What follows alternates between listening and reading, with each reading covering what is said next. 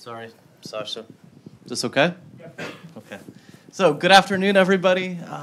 My name is John Silver. I'm the Regional English Language Officer at the U.S. Embassy. I'm proud to present to you Dr. Robert Cote, the Director of the Writing Skills Improvement Program at the University of Arizona. Dr. Cote has been with us, as he just mentioned, for about 3 weeks. He started off in Kyiv, worked here for 3 days at Kyiv Mahila, and then went to Ternopil for 3 days, in Vinica, and again, as he just mentioned, these are his last teaching hours with us. He very generously agreed to talk at America House about writing and academic integrity, and so we're very happy to have him here. Big hand for Dr. Cote. Thank you. All right. Happy to be here. I hope you have your English ears on. Now, I'm only here for 2 hours. We're going to do a lot of work. I'm going to ask that you wait till the end to ask questions, okay? Because we're going to do 2 sections. We're going to do 1 segment about academic integrity, a little bit about plagiarism, and other no-nos in writing, things you shouldn't do. And then we're going to do about 90 minutes or so of actual practice and stuff about different aspects of writing, where people make mistakes, some little activities. It'll be kind of fun. It's a Friday evening, so I want you to have a little fun. Okay, so this is the first time that you hear my voice, so it may be a little bit of a struggle for you. If I speak too quickly, just kind of wave. Yeah, but if you wave too much, I'm going to wave back because I got to get through this. So, all right, so always, always, always start off my classes with some humor, because when people laugh, their endorphins get released and they're more positive to hear criticism and critiquing and to do work harder. Okay, so that's what we're going to do first. So let's look about a touch of humor. You never want to sit next to this guy. You can use this in your classroom because there's very little language. It's all visual. You may open the envelopes containing your papers. The exam starts now.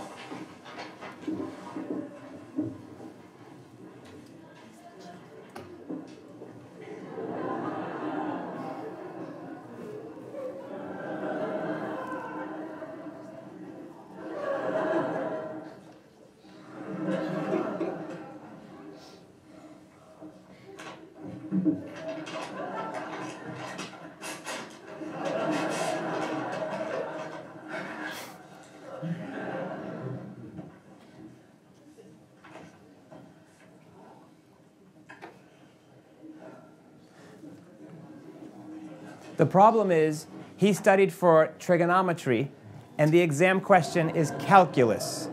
So remember that, the opposite, okay?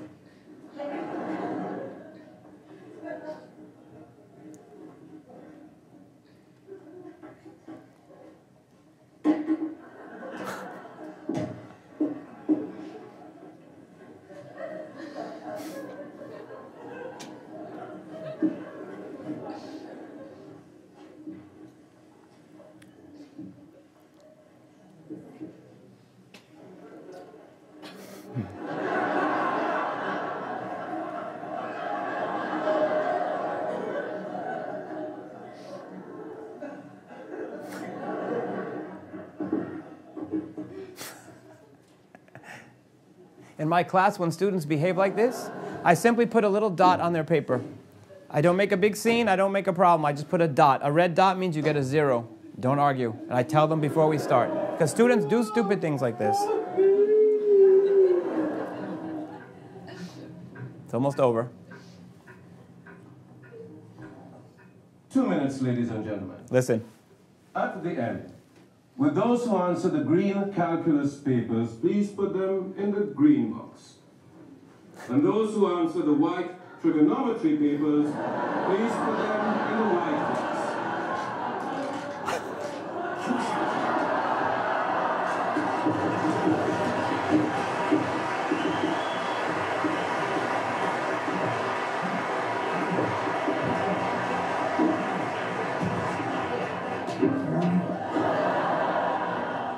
Stop writing, please. I said stop writing. Will you stop writing? Okay, so that's an extreme example of cheating, okay? And when my students see that, they laugh, but I tell them it's not funny, okay? Cheating is a very serious thing. Whether you're copying, whether you're plagiarizing, whether you're borrowing someone else's paper. So we're going to talk a little bit about that, all right? So academic integrity is honest and responsible scholarship. It's doing the work on your own, and if you borrow from someone else, you give them credit. You say, yes, this is not my original work, it came from another person, and here's who wrote it originally, okay? Most of us think it's just the students who have to focus, but not the case. The professors also have to have academic integrity, and I will show you an example of professors who also cheated, all right? You should submit original work. If it's not original, then you have to give credit to who it came from. All right, notice at the bottom I have a little source here. That means that this came from someone else. I'm giving credit. If you click on the link, let me see if this works. If you click on the link, it will tell you where this information came from. That's a perfect example.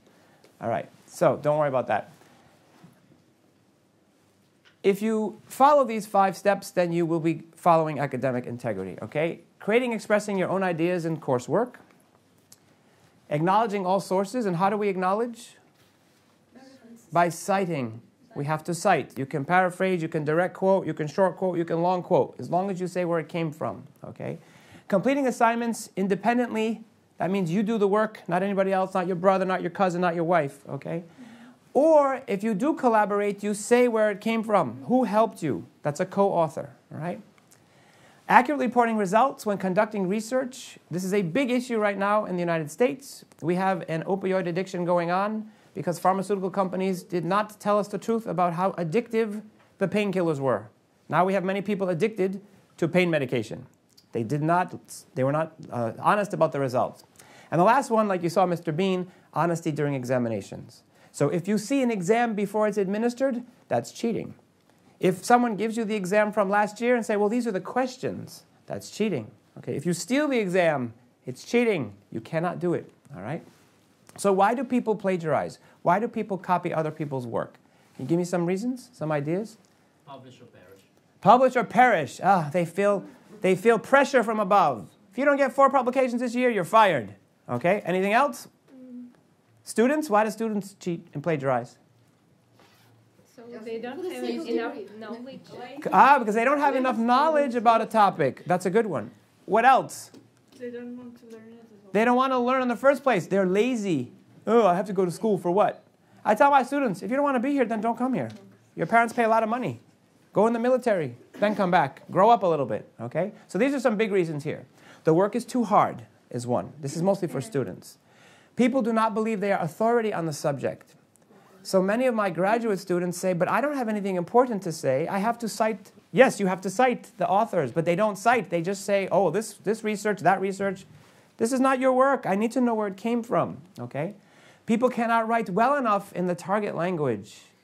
If you look at journals from 50 or 60 years ago, there were many, many journals written in all of the fields. In Russian, in English, in Polish, in German, in Chinese. Now if you do a search, the majority are written in English, even in countries where English is not a common language, because that's the publication. The global world is publishing in English. So people feel forced Some people don't even like English. Why have to do it in English? I was lucky. I was born into the language. But maybe 500 years ago it would have been Latin. And 500 years in the future, maybe Chinese, Mandarin. I don't know. I won't be here, but it's possible. Okay? People do not understand how to use references. So there are many, many styles. APA, MLA, Chicago Turabian, IEEE, AMA for medical. You have to learn them almost by heart. I'm going to show you a web source, though, to help you. People care about grades and reputation. They don't care about learning. Okay? And the whole purpose of this is to learn. It's for yourself. It's for you. Okay? And then the last one, they're lazy. All right. So students always get blamed for cheating and plagiarizing. It's always the student. Okay? However, this is a university professor who was fired for plagiarizing. Not only did she plagiarize one of her colleagues, she plagiarized two of her students, her graduate students, the work that they were doing. And she went ahead and published it under her name. One of the students threatened to kill her. They couldn't figure out which student, but the student was very, very angry. Threatened to kill her. That's how serious this was, okay? And I show her picture because I want you to know that it's not always the students who do this, right? How can you have students learning in an environment where the professor is dishonest? Really, really not good, okay? So that was her case. And I do not have her permission to use this. I found her on the internet, and I just cited the source. This is open news. It was reported in the news, so it's accessible. It's not a problem. Okay. In 2007, I made a PowerPoint to train graduate students who were coming to the University of Arizona who were going to be teaching assistants. You know what a teaching assistant is? Yeah. The main professor teaches the lecture, and the teaching assistant comes and helps. Maybe one day out of 3 they will teach as well. And I spent a lot of time. This was 40 PowerPoints. It was a 2-hour hands-on workshop. It was a lot of work. And I did it with one of my classmates, Shanti. Unfortunately, right before the workshop, one of my colleagues had a medical emergency, and I was next in charge. I was number 2, and I had to stay with the students and the teachers, and I had to work. I couldn't go to do the presentation. So the associate dean of the university's graduate college presented the workshop with my classmate, which I thought that's good. It helps my classmate. Unfortunately, she erased my name from the PowerPoint, and she wrote her name instead, which is criminal as far as I'm concerned, okay? She did not even give me credit at the end. She could have said thank you to Robert for making this PowerPoint, which I delivered. She didn't do it. To this day, it's been 11 years, I have no respect for that woman. No respect whatsoever. And when people talk about how great she is, I say, really, she's not that great. This is what she did to me when I was still a graduate student. At the time, I didn't feel I had the power or the voice to complain. But now, with my students, if something like this happens, I write the email to complain and say, you wrote the work, you get the credit. If they take it from you, then we have a complaint. And that's what we do, okay? So, why do we need academic integrity? Why is it so important, okay? Would someone like to read this for me? Let's practice your English. Don't be shy. Yeah, go ahead. Oh, you just want to see it. You don't want to read it. No? Okay, why do we need academic integrity? Academic integrity is the foundation of university and professional success. Learning how to express original ideas, cite sources, work independently, and report results accurately and honesty are skills that carry students beyond their academic career. Excellent, thank you. So, it's like the Bible of education. We need to do it, okay? Academic dishonesty is the opposite, obviously. It cheats the student of valuable learning. It results in failing grades or failing assignments. You can be expelled from the university, and it gives your university a bad reputation if people find out that you've done it, okay? So it's a no-no. You shouldn't do it. And of course, we saw the professor. She got fired, all right? All right, so let's look quickly at a review here. There's no good reasons to plagiarize or to cheat. There's no good reasons, okay? You don't learn anything. You make yourself and your university look bad, and the outcomes are never very good. We don't have time to look at the University of Arizona's website, but I can send it to you if you want.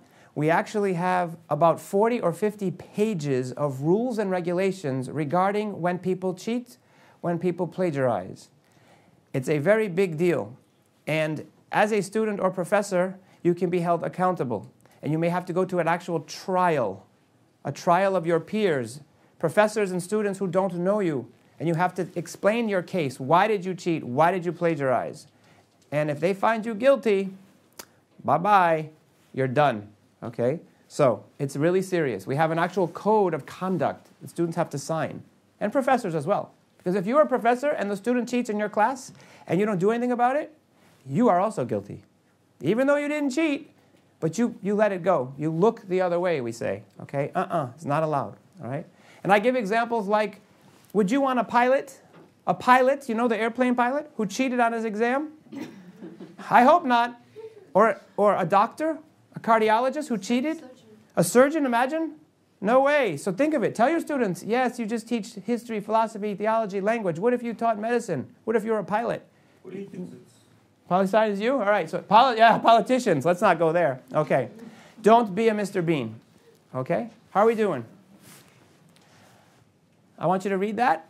Oh, I have a mic on, so I'll read it to you. I need you to do a presentation on the topic of plagiarism. That's the boss. If you don't have time to prepare anything, just steal something off the internet. This is what our students do most of the time. They just steal things off the internet, or they pay someone to write the paper for them. Both the person paying the money and the person receiving the money are guilty. It's a criminal act, okay? So, plagiarism. We're going to show a quick video. Okay, so I'm going to explain something here. The reason the screen is black, because in some systems the video appears immediately. In other systems we hyperlink.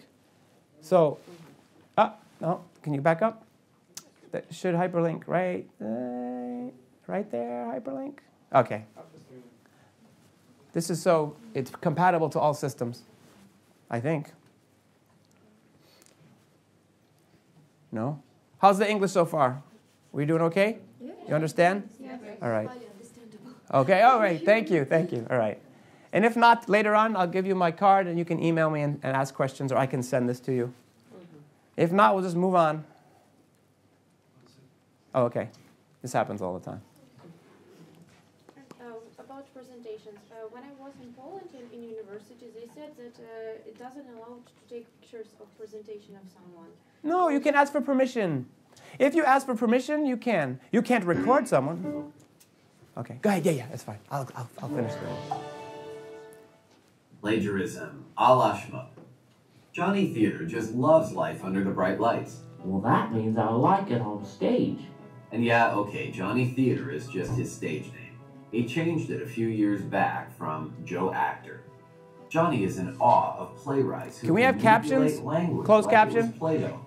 If it works. He is so in awe of them, in fact, that he decides to start borrowing some of their work and passing it off as his own. That is why they call it plagiarism, after all, right? Like any thief, he starts small. For a while, it's just a line here and there that speaks to him. But by the end of the year, he's submitting full plays to publishers with just the title changed. It isn't long before someone realizes that Johnny's play, Seriously Tortured Guy, is actually Hamlet. Oopsies. Immediately, Johnny is kicked out of his theater group. No other theaters in town will have him. But that's only the tip of the iceberg. The head of his old theater company publicizes the offense, and suddenly Johnny's writing career is as dead as his acting career. David Mamet catches wind of the fact that Johnny took his play, Glengarry Glen Ross, and published it under the title, Dude, Where Are My Leads? He brings a lawsuit against Johnny. Before long, Johnny has lost his life savings in court fees, his home, his possessions, and his pet turtle Gilbert, who can't even look him in the eye anymore. He even serves a few months jail time, and plagiarizers don't get their own jail. He shares a cell with some guy who's still got half an ear in his mouth. Things got bad in a hurry for Johnny, but they don't have to get bad for you. Plagiarism is a crime, a theft of ideas rather than of a physical thing, but a crime all the same. And it's totally unnecessary. You can always reference someone else's words or ideas, as long as you give them credit by citing them properly. Of course, not all plagiarism is intentional. Some people have gotten in quite a bit of trouble for repeating someone else's phrasings unintentionally. Expelliarmus! Which is why you must be sure to know and understand the citation process, and to be careful whenever you are putting to paper or to keyboard anything that may have originated elsewhere. Students who are caught plagiarizing can be expelled or suspended or worse. Journalists or others in the media can lose their jobs, and have trouble ever finding another one that doesn't involve offering French fries to hungry teenagers. McCheaters. Dude, you want fries with that? But what are some of the types of plagiarism you have to be aware of? Well, there's copying verbatim, i.e. copying someone's work word for word without citation. No bueno, obviously. Then there's copyright verbatim with citation, which happens when you fail to put quotes around the line or lines you're copying. Just a couple clicks of a particular keyboard button could keep you out of a ton of hot water. And finally, there's paraphrasing, which is when you get really clever and change 3 or 4 words to make it seem like a totally different sentence. Nice try, Slate. Copyrights protect ideas, not just the words expressing them. So if it's obvious you're ripping off someone's precise idea, start thinking about whom you'd like to be the recipient of your one phone call from you-know-where. Mommy, help me! When in doubt, cite. You can get in trouble for not citing, but you'll never get in trouble for citing too much. You might give your readers a headache, but at least you won't suffer Johnny's fate. All right. So you see, it's a serious topic, but we kind of use humor to get the students to listen to us.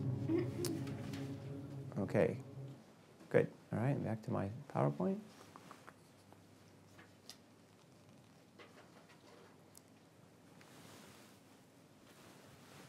And here we go. Okay.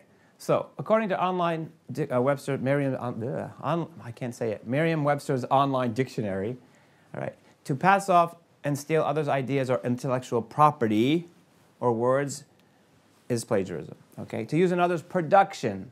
So, someone asked about taking a picture. If you want to video record this, you have to ask for my permission. If you want to take a picture, you can ask for my permission. If you look on the website that I'm going to show you, it will tell you how to cite a PowerPoint, a presentation, an interview, a picture, whatever. So there's ways to do it. As long as you cite it, you're okay. All right? To present an idea or product derived from an existing source as a new and original one. So if you say that I discovered gravity, really? No, you didn't. Okay? You can't do that. All right? So some people have a problem between accidental and deliberate. So let's look at this side first. Accidental plagiarism means you didn't do it with intention. You are not trying to be malicious, okay? Not knowing how to cite is one example. Some people just don't know how to do it, okay? Not knowing how to paraphrase or summarize. Not knowing what common knowledge is, and we're going to talk about this in 1 minute. And recycling an old paper. You are not allowed to submit a paper this year that you submitted to another professor last year. That is plagiarism, okay? You can build on a previous paper, like for a dissertation. For a dissertation, maybe you do for many years of study, and each year you add a little more and you expand. That's okay. But to just simply change the date and the name of the professor and say, here's my paper, that's a no-no, okay? This is deliberate. Deliberate means with intention. You wanted to do it. I see some familiar faces in here. All right, rewriting from books or articles, copying and pasting from web pages, called patchwork plagiarism, and buying, downloading, or borrowing a paper. Yes, you should not be buying papers from people. These are more examples. A slide like this I will post in my classroom so the students know. There's Mr. Bean over here, okay? Paying people, remember? Both the person paying the money and the receiving the money are both criminals, as far as we're concerned. They're both cheating, all right? Now, you do not have to cite everything. And we're going to have arguments, I'm sure, but we're not here to argue. So, common knowledge is something that you or the people in your world know as general fact, which means you do not have to cite it, okay? And I'm going to show you some examples. If it's not common knowledge, if you have to look it up, then you have to cite it, all right? So let's see how ignorant Robert is. Okay, what are the 4 seasons in English? Winter, spring, summer, fall. Do you have to cite that? No, I don't even know how would you cite that? I don't even know how you would do it, okay? Who is the President of the United States? Do you have to cite that? No, because unless you live in a little village in New Guinea or deep, deep Brazil, like indigenous people, you probably know who the President of the United States is, and most of the rest of the world does, okay? You don't have to cite it. Who is the President of Ukraine? Okay, do you have to cite that? No. Do I have to cite that? No. Yes, because I had to look it up. Call me ignorant, call me stupid, but the only president that we ever hear about from this part of the world is Putin. Why? Because him and Trump, every day on the news, every day. I'm so sick of hearing it, okay? If I do not know who the president of your country is, then I have to look it up. If I have to look it up, I have to cite it. That's the reality. If you stop anybody in America and say, who's the president of Ukraine? They're going to say, what? They're not going to know. Unless their parents or grandparents are Ukrainian, in which case they would know because it's part of their world knowledge. It's not part of mine. Who is the president of Zimbabwe? Oh, so some of you know. How do you know that? Really? Yeah. Information. You all knew that? No. Okay, so if you knew it already, I ask my students, how do you know that? I'm a history major. I'm from Africa. Okay. But if you don't know it, you have to look it up. You have to cite it. It doesn't mean you're ignorant. It just means you're covering your own behind. Because I ask my students all the time, oh, that's very interesting. And how do you know this information? I'm like, you have a degree in philosophy? No. So how do you know it? You looked it up, didn't you? Yes. You looked it up, you have to cite it. Because it wasn't part of your common knowledge. It wasn't part of your world. So you have to be very like a detective with your students. I call them all the time. How do you know that? And what way should we describe it? Describe what? As I read on the internet the president. No, you can find political websites. I use just Wikipedia for this. I'm not writing a dissertation. Yeah, this is, I could look up something simple. It doesn't have to, this is not a dissertation, right? It's just a presentation that I had to look up the information somewhere, okay? How far is the sun from the earth in miles? Okay, in the United States, we are taught from the time we are 6 years old. The earth is 93 million miles from the sun. Every kid knows that in the United States. The earth is 93 million miles from the sun. Do we have to cite it? No. No, we don't, because it's part of our common knowledge. Me in miles. If you don't know the miles, you look it up. If you ask me in kilometers, how do you know that? It's part of your common knowledge. You don't have to cite it. I do, because I have to look it up, or do, since you were a child, same thing. Or I have to do the calculation.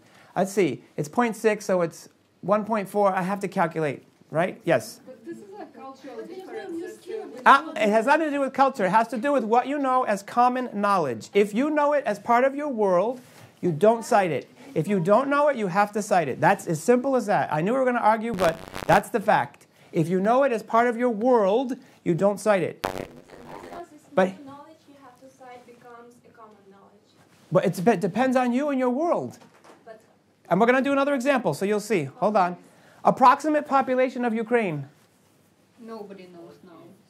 46. About 40-something million? 45? Between 40 and 50? Less than 45? Okay. You won't have to cite it because it's an approximation, and you are from here. For me, I have to look it up. So what happens? What is the almost exact population? Now I have to go to the Bureau of Statistics. Yeah, now it's statistical information, so now we have to cite it. Even you, because we're looking for the latest census. This is statistical information. So if it's numerical, statistical, and it's exact, you have to cite it. Does it make sense? Okay, you have to cite exact numbers and percentages. I cannot tell you how many students say, well, more than 50% of the U.S. marriages end in divorce. I say, really? How do you know that? I don't know, I heard it. Not good enough. You're giving me 50%. I need to know where it came from. Look it up in the Journal of Family. Look it up some journal, but you got to give me a number. Okay? So let's look at some passages. This makes it more complicated. This should make it easier for you. This is the original text from the National Geographic website. Original text. The walrus's other characteristic features are equally useful. You know what a walrus is? It's this big, gigantic sea animal with these big, long tusks, and they're really ugly. I should have put a picture, but and the fact that she said no means she has to cite everything, and that's perfect. That's fine, okay? As their favorite meals, particularly shellfish, are found near the dark ocean floor, walruses use their extremely sensitive whiskers called moustachial vibrissae as detection devices. And my nickname is Bob, so I wrote this. As their favorite meals, particularly shellfish, are found near the dark ocean floor, walruses use their extremely sensitive whiskers called moustachial vibrissae as detection devices. The walrus's other characteristic features are equally useful. Do I have to cite? Yeah, of course I do. Of course. All I did was move the order. That has to be quotations, and I have to put the page and everything. I have to. That's an easy one. Let's look at this one. Sue wrote, walruses use special whiskers called mustachio vibrissae to find shellfish on the ocean floor. They also have other body parts that are useful. Does she have to cite? I think so. Yes. Why? Because she learned it from She just abbreviated it. Because she learned it from the Cite. This part, no. But this part, yes. And I would call Sue into my office and say, hey, Sue, I see that you didn't put little quotes here. How do you know these words? What language are they from? Spanish? Italian? Not exactly, Sue. They're from Latin. So where did you hear these words? Are you a marine biologist? No, I'm a psychology major. Okay, so you're not a marine biologist, and you didn't know this was Latin. Therefore, you must cite this, okay? It looks like her own work, but she still has to credit National Geographic, because that's where she read it, all right? Even though Sue wrote sentences in her own words, she learned it from their website. This is not part of her common knowledge. Now, if Sue had a PhD in marine biology, then I wouldn't even question it, because I'm like, she studies this all the time. It's part of her academic world. She probably learned the word mustachio vibrissae 10, 15, 20 years ago. She wouldn't have to cite that, because it's her world, okay? However, if she gives more details from the National Geographic website, now she has to at least paraphrase so we know where it came from, okay?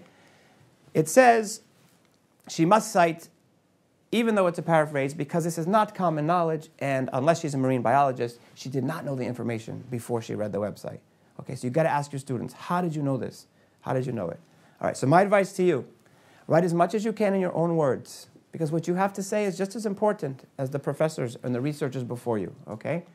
If you use someone else's work, please just cite it. The last name, the page, the last name, the date, and the page number, okay?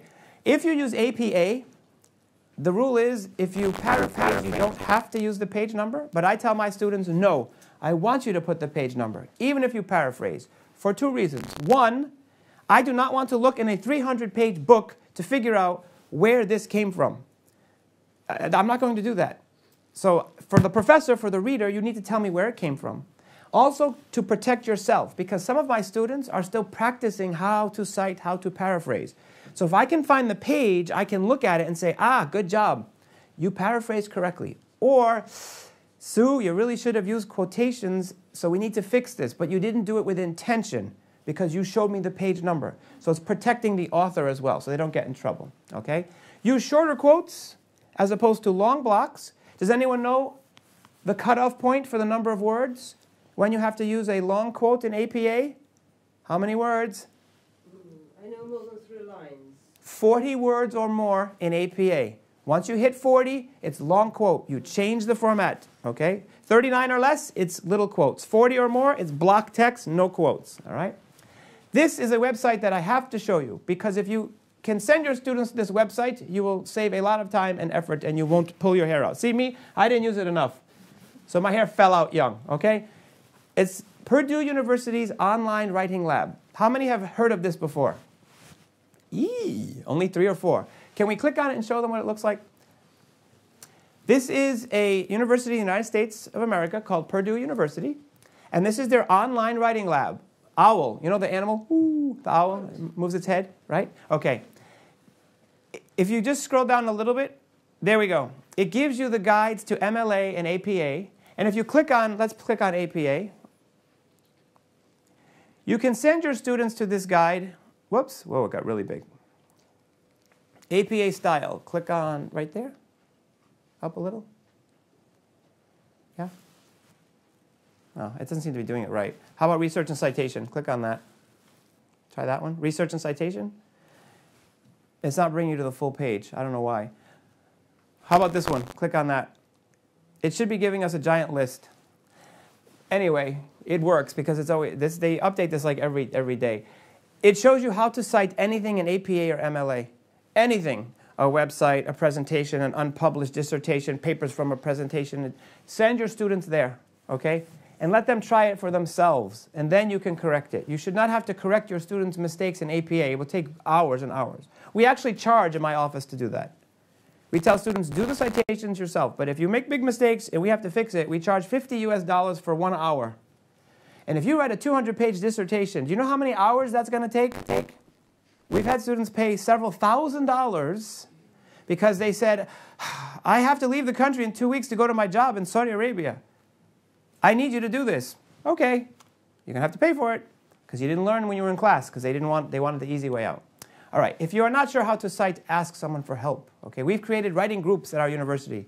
The students and the professors help each other to check the citations. All right. Quick, we have time for like 2 questions before we go to the next section of the workshop. If anybody has a quick question that I can answer in less than 1 minute, I will let you do it now. Otherwise, everything at the end.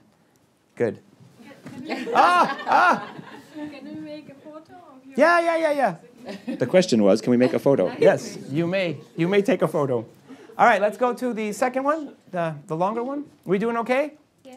Nobody has a headache? All right. This is just water, I swear. It's just water. Okay, so this one's a little bit more fun. It's called Everything You Need to Know About Good Academic Writing. Well, almost everything. If I had to tell you everything, I'd be here for another 2 weeks, okay? We'll talk about English quirkiness. Does anyone know what the word quirky means? Quirky means strange, things that are not logical, okay? Audience awareness. You must always write with your audience in mind. This is the biggest mistake that people make. They make assumptions on their audience. They don't give them enough information. Things are unclear. We're going to talk about that. We'll do some general writing tasks and some writing pitfalls. What's a pitfall? Potential dangers. Yeah, danger zones, like boom, boom, just fell. That's a pitfall, okay? All right, so we're going to start with words, then to phrases, and then to sentences. Approximately, and we're not going to argue this number, because there is no number, but how many words do you think approximately are there if we had to give a number in English?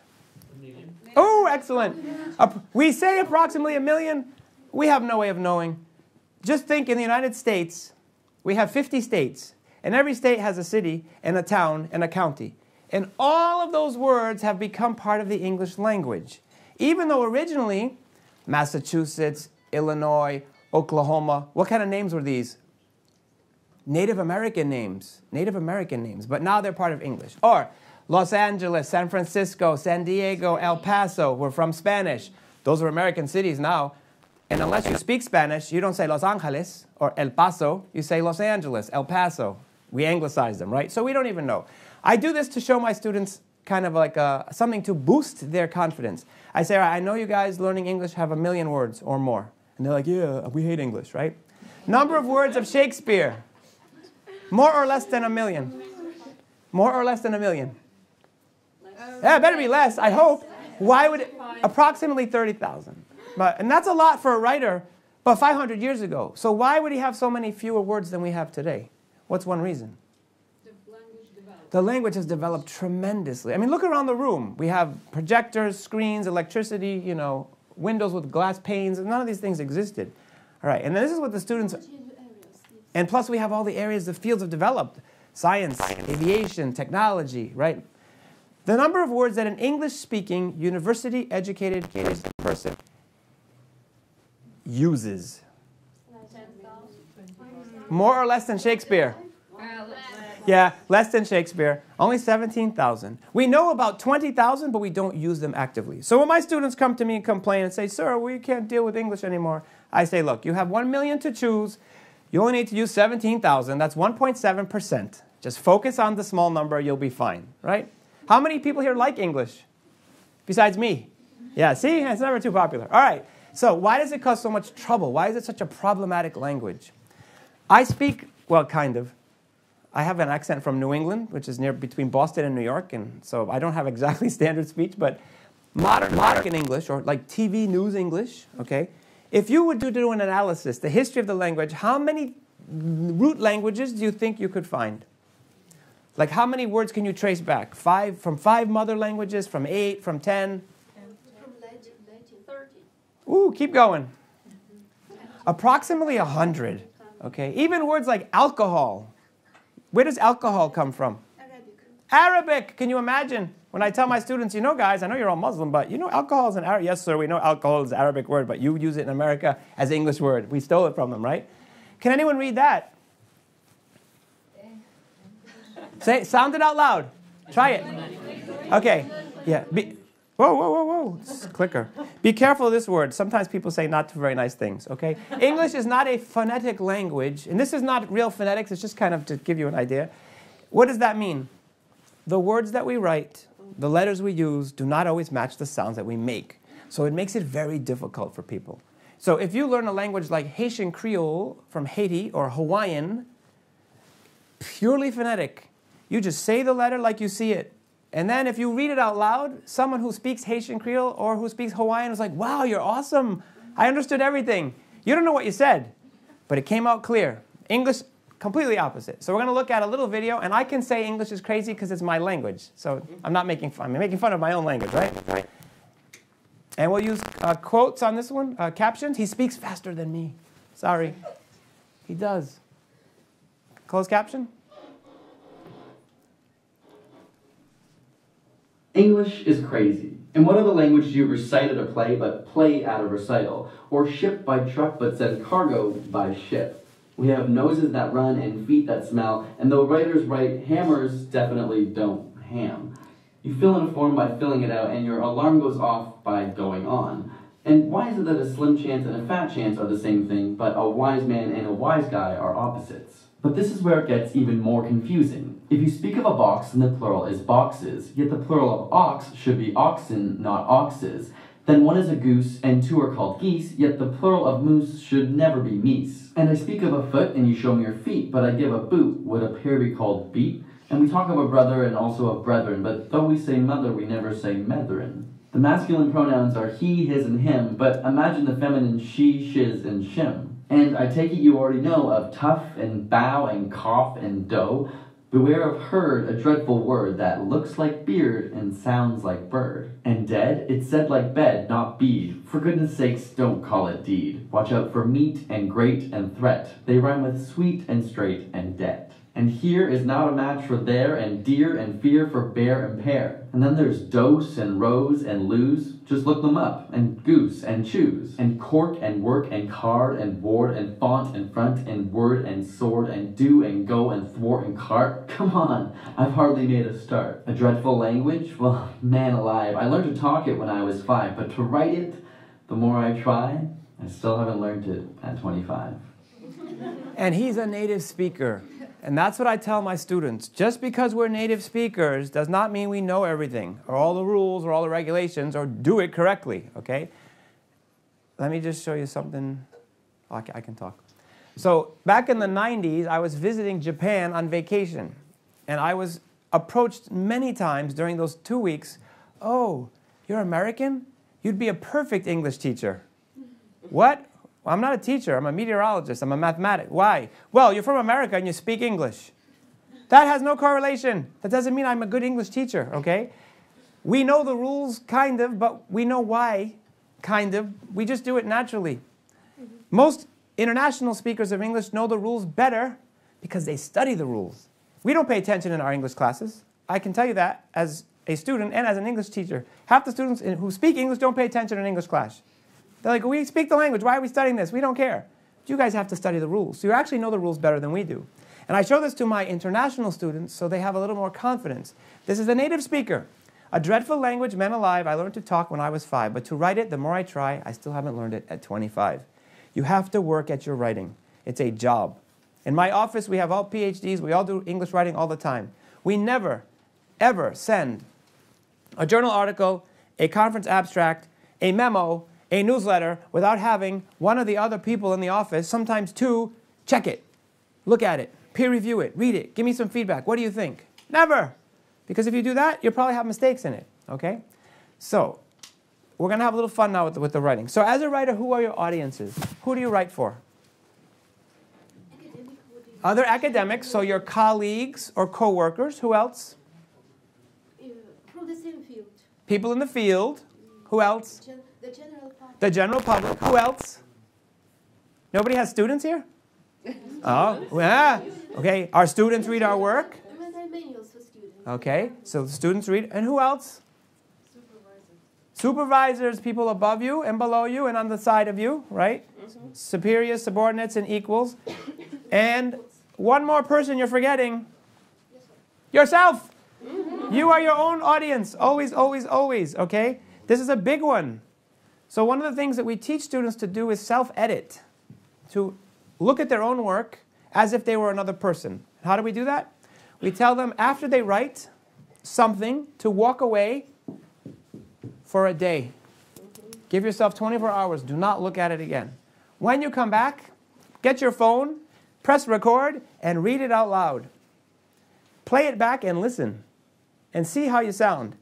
But don't critique your accent. See how the words sound. Do they make sense? Are you hesitating? Are you stuttering? And then play it again, and this time look at what you wrote, and start to line edit. See if you're missing commas. See if your sentences are 50 words long, and you're like, taking deep breaths. No good, no good, no good. Okay, so we can skip this video, I think. Well, I don't know, we can show it. Yeah, let's show it. I haven't seen it in a while. Hopefully it's a good one. Oh yeah, this is a good one.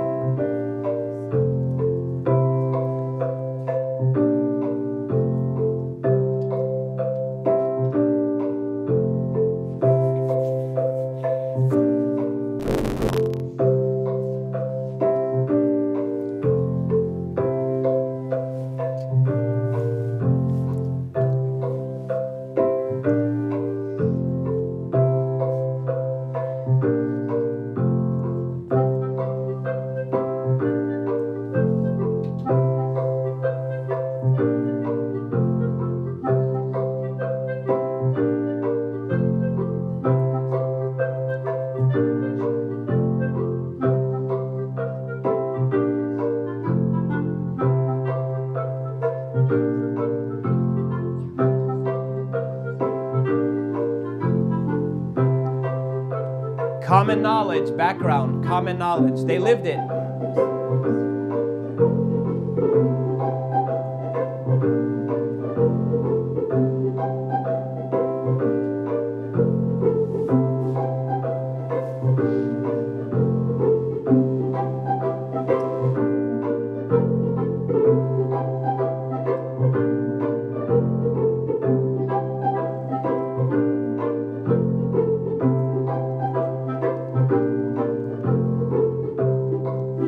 Now they're fifth graders.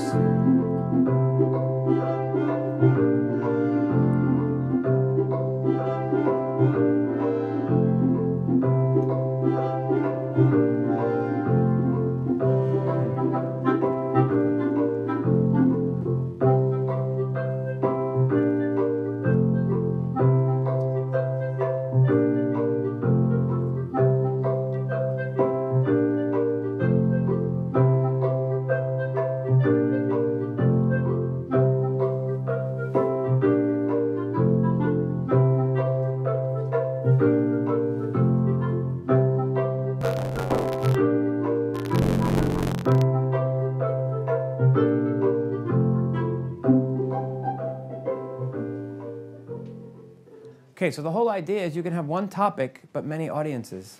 And sometimes when our students write grants, you know, grants to get money from the government, if they're in a field that is very, very complex, like most engineering fields, chemistry, mathematics, physics, they have to write 2 abstracts.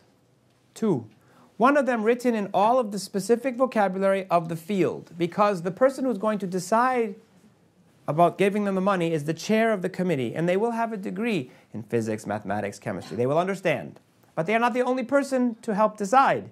There is a team of other professors from different fields, like linguistics, psychology, anthropology. So the student has to write a second abstract without the jargon, but readable by an educated person from a different field. And they actually have to write 2. It's a great activity to have your students do, to have them write 1 abstract in field-specific vocabulary, and the same content for someone outside of the field that still can read it and access it. It's a really good exercise to do. So they're doing 2 abstracts on the same topic, 1 in jargon of the field, and 1 in educated English, academic English, but with explanations, with details, because now they have to have 2 audiences in mind. Because we have 2 audiences, primary and secondary. We'll talk about that in a second. So of course you have to communicate effectively. You have to worry about the content. Are they going to learn something? All right. The level of formality, not so much. If it's academic, it's got to be high level. And the design is how things look when they write. This is true for big journals, big articles where you have charts and tables and graphs and all that kind of stuff, right? So, does anyone know what the difference is between primary and secondary audience? So what do you think, who do you think your primary audience is? The core audience. The core, the people you are writing the paper for. So if you are writing your dissertation, who would be your primary audience for the dissertation? The supervisor, the chair of the committee, the people who are going to read it and give you, yes, the dissertation, PhD, or no, it's no good, do it again. Okay, that's your primary audience. These are the people that you target when you write, the ones that you have in your mind, all right? The secondary audience are people who may read your work, but you didn't know beforehand. You never know whose hands are going to, your dissertation will fall into. Okay, it could be a student 10 years from now that you don't even know. Or it could be a high school teacher who wants to get some ideas about pedagogy, and they read your dissertation. Obviously, you wrote it at a level for your professors, but now a secondary audience has taken hold of it. So always try to make it accessible to as many people as possible. All right, so the 3 big questions to ask yourself when you're writing, yourself, this is for you now. Why am I writing? What is the purpose? What am I writing? What is the content? I say the meat and potatoes, you know, like the main meal, all right? And how am I writing? Is it effective? Are people learning from what I'm saying? Am I giving examples? Am I giving definitions? Am I giving activities for them to do? Questions to ponder, to think about.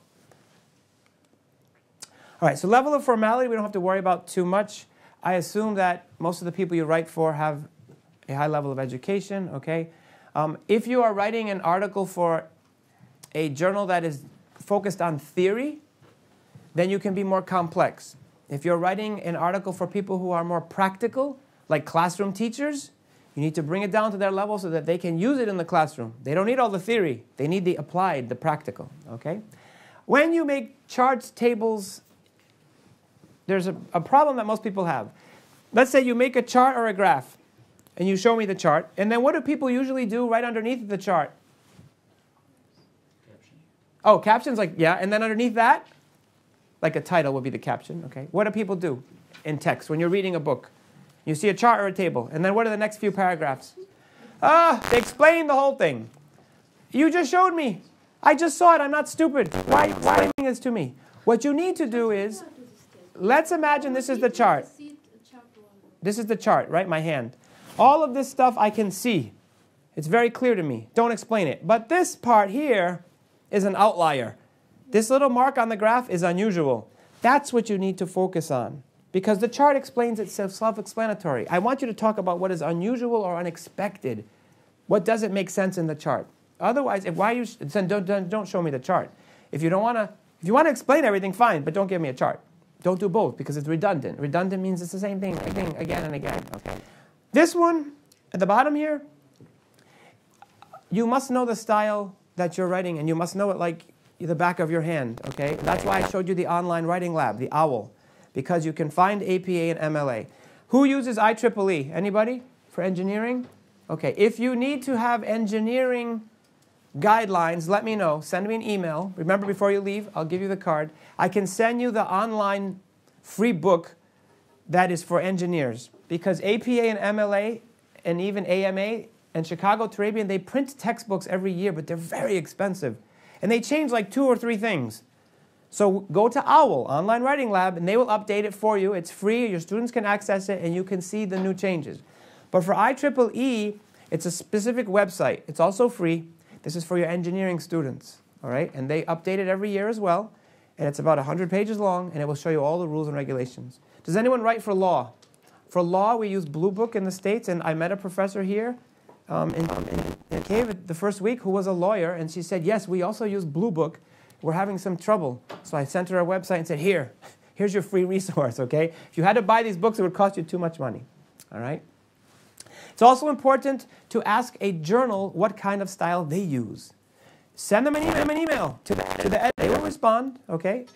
In fact, if you look at the latest journal of each, the latest version or the publication of each journal, it should tell you exactly what citation style they want and how to use it. I had last semester I had a student who wanted to publish in a journal, and we looked at it and I said, wait a minute, there's a problem here. Some of the articles use footnotes at the bottom of each page, and some of the articles in the same journal use endnotes at the bottom of the whole article. So we had to send them an email. I said, I'm sorry, but this is confusing to me. Which style do you prefer? And the answer was whichever one you're more comfortable with. I thought that was a bad answer. If you're a journal, you should pick one or the other. Why do you have two? It doesn't make sense to me. But that's not that's their journal. So, all right. You can appeal to audience using this little triangle. All right. Print this and post it in your classrooms because it's easy for the students to remember. It comes from the old Greek, ethos, logos, pathos. But let's focus on the English instead. All right. The credibility is how trustworthy is your source. Right? If you have a heart problem, you go to the cardiologist. You do not go to the dentist. Unless your dentist also is a cardiologist, right? You have to go to the person that knows the material, right? Just tell your students this. They'll get it, okay? So this credibility means the reputation of the source. Who's saying this information, all right? Is this a reliable source, all right? Tone and style means how is something written. So we usually tell our students, don't use Wikipedia because it's not an academic source. Anybody can write stuff on there. Use the journals from your field, okay? Use websites that are written by other professors because the tone and style will be academic and it's credible, okay? It's a good person. Look up who they are. The other one that's important for academic writing is the logic. You have to use logical reasoning. You have to support your argument, okay? And anytime you can use facts, figures, or case studies. Give me the raw data. Give me the numbers. Give me the percentages. Tell me what did the participants. We don't call them subjects anymore. If you interview people, they're participants in your study. They're participating, okay? And use the quotes that they said. Personal communication. There's ways to do it. If you have video, that's great, but you can use it. Here, the emotional or storytelling is more for fields like anthropology and sociology, where you actually meet with people and they tell you stories. And that's okay, that's valid. The Diary of Anne Frank would definitely fall in here because it's a real story told by a real person, okay? And so that's important. All right, so we're going to have some fun now with the language. We're going to look at 4 different areas where we find lots of errors in writing. One is inappropriate word choice, which I'm not sure if the link is going to work, but I'll just explain it to you. Ambiguity, meaning what? What does it mean if something's ambiguous? 2 meanings, okay? And if you don't tell me exactly what you mean, then I don't know what you're talking about. Disorganization and wordiness. So let's look at the first one. All right. Yeah, go ahead, play it. You know what a thesaurus is, right? The synonym that show up in Microsoft Word? Okay, so we're going to watch a little video. What you working on? Oh, Monica Chandler's recommendation. Closed caption? I want it to sound smart, but I don't know any big words or anything. You see? Well, why don't you use your thesaurus? What did I just say? Watch. Here, You've not seen this? It's good. You highlight the word you want to change, go under Tools, and the thesaurus gives a whole list of choices. You can pick the word that sounds smartest. Oh my God, that's great. I'm smart. No, I'm brainy, bright, clever. I love this thing. Here's my recommendation. Here. And I think you'll be very, very happy. As longest I ever spent on a computer without looking at porn. I don't understand. Some of the words a little too sophisticated for you. It doesn't make any sense. Well, of course it does. It's smart. I used a thesaurus. On every word? Yep. What was this sentence originally? Oh, they're warm, nice people with big hearts. And that became they're humid, prepossessing Homo sapiens with full-sized aortic pumps. Yeah, and hey, I really mean it, dude. Okay. So I'm showing you this because, and I hope I fixed this slide, because we had some issues getting some connections earlier in the week. Using Google Dictionary. And we also used, what was the other one? Collins, okay.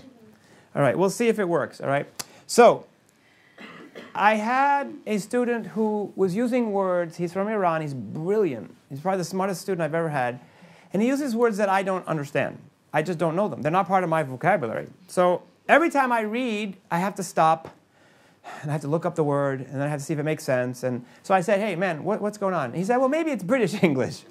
I said, I don't think it's British English. I just think you use words that nobody else does. He said, I want to sound intelligent, sophisticated. I said, you sound confusing. I don't understand what you're saying. And these are two of the words that he used.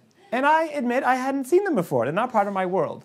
I don't know if I did the hyperlink or not. Can we look at the next slide? I hope I did. Oh, that's me. And I didn't. All right. Can you try to do this? All right. There is a tool in Google Dictionary, or also in, which one was it? Merriam-Webster? Collins. Where if you type in a word, it will show you how to say the word, and it will show you the history of the word, and the definitions and a sentence. But at the bottom, it shows you the use of frequency in current printed material. So I told this student, you need to look up all of these words. And if you see that the last time somebody used this word was 1857, and nobody uses it in 2018, you can't use the word. But if you see that in the last 10 years, everyone's using the word, I'll let you use it. So he had to go through all of his papers and check. I said, any word you think that Robert would not know? He's like, there's a lot of them. I said, I know. Just look them up. Okay, perfect. There's an example. Well, let's go to the top. So up here it said, can you press how to say it right here? Coeval. Coeval. Interesting. I thought it was coeval. It's coeval. Never heard of it, okay? Coeval. Thank you. So it's from late Latin, 17th century. It's a long time ago. All right? If you come down here and we scroll down, you will see a little corpus analysis of the use of the word in printed materials. Keep going. And I said, okay, oh, up a little, up a little. I said, oh, right there. I said, dude, yeah, it was real popular back in the 1700s, but look what happened. And no one's using the word, so please don't use the word. He said, but I want to sound unique. I said, you sound complicated. No one's going to read this. Okay, okay. So that's a good tool to show your students, either in this dictionary here, Collins, or in Google Dictionary. And Google Dictionary is more of a slope, and you can see right away if it's positive or negative. Can we look at hermeneutic, and let's say it? Hermeneutic. Hermeneutic. It's British. I said hermeneutic. Apparently you pronounce the H.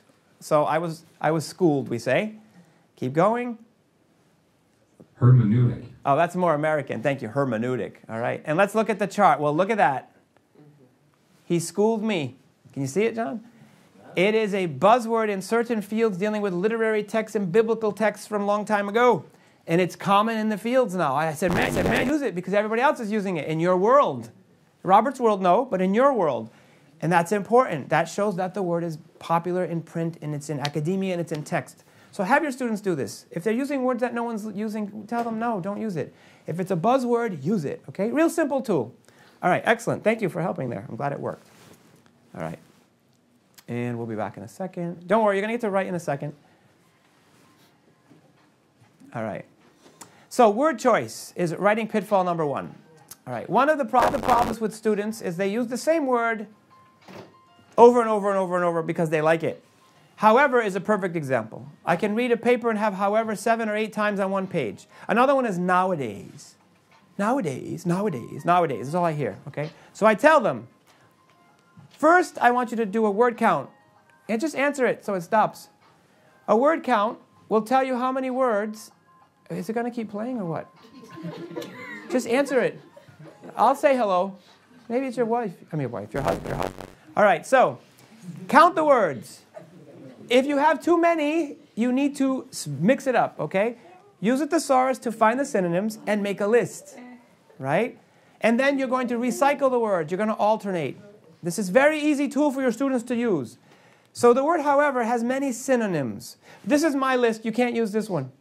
I'm going to show you, but you can move it around. So I tell the student, first word, however. The next time you see however, you change it to nevertheless. And the next time you change it to on the other hand. And the next time you change it to in contrast. And the next time, despite this. And then back to however again. And you recycle. So now you have 1, 2, 3, 4, 5. 5 synonyms instead of however, however, however, however, however. Okay? There's others too. In spite of this, on the contrary, there's a whole list. Just look in Microsoft Word. So I let the students pick their own order. They have to move them around. And I physically make them write down on a piece of paper the 5 words, and they have to, as they use them. and then they go to the bottom and check again, because I want balance in the paper. I don't want to be bored, okay? All right, so now we're going to do ambiguous word choice. This is when words have multiple meaning. This is sentences here. Person sitting next to you, if there's nobody, you'll have to find somebody. If you're three, that's fine, okay? I'm going to show you 3 sentences. These are ambiguous. If you write these sentences and I read them at 2 o'clock in the morning, I'm going to call you up and say, what do you mean on page 57 by this? You don't want me to do that. So, I saw the man with the binoculars, free zoo animals, and we saw her duck. Can you please tell me the 2 meanings, and you discuss it first before we talk about it? I want to know the 2 meanings in English. You could also say, I saw the man with my binoculars. That's also a problem, okay? And then I need you to fix it, especially number 1. You need to fix it for me so it doesn't have ambiguous meaning anymore. Do you understand? Everybody okay? All right, you should be talking in English. All right, I'm going to get some water.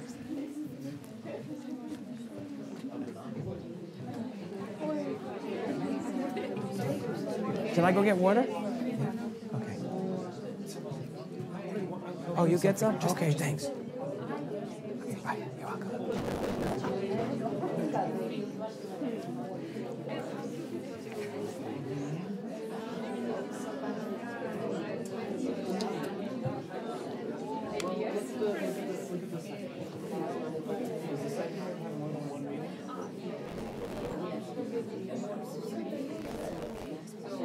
Oh, excellent.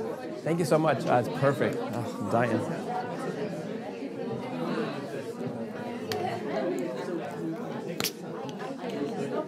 And don't cheat by looking it up on technology. You have to try to use your brain.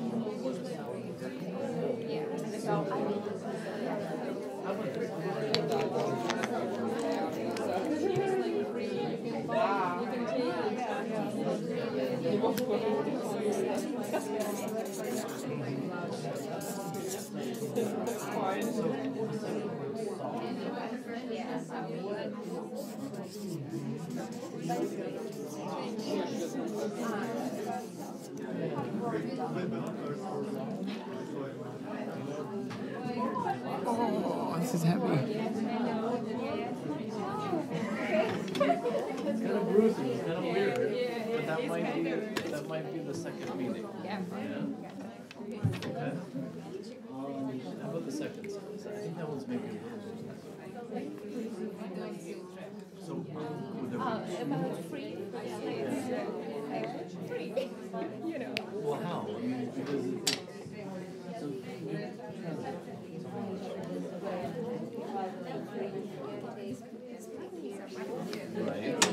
right. Can you all see? Can you see? Can you see the board or no? Maybe? You can see that? Oops. Question? Can we ask for a little help, please? Well, it depends. Like the first phrase, I really don't know what The 2 meanings are? Well, you know what the binoculars are? Yeah, we Okay. But we just understand it literally, but... Which is what? Which is like someone looks into the... Who? A man. Which man? The man. Someone will know. Two possible variants. I saw the man. Uh-huh. And I have seen the man. Yeah. Now you see? Okay. It's easier Bing! when you're The here. light. Oh, it's easier when I'm there. I brought the English brain over there. All right. my head down, I'm done. 35 more seconds. And then we'll see what we got. Duck is right? So to duck is a verb to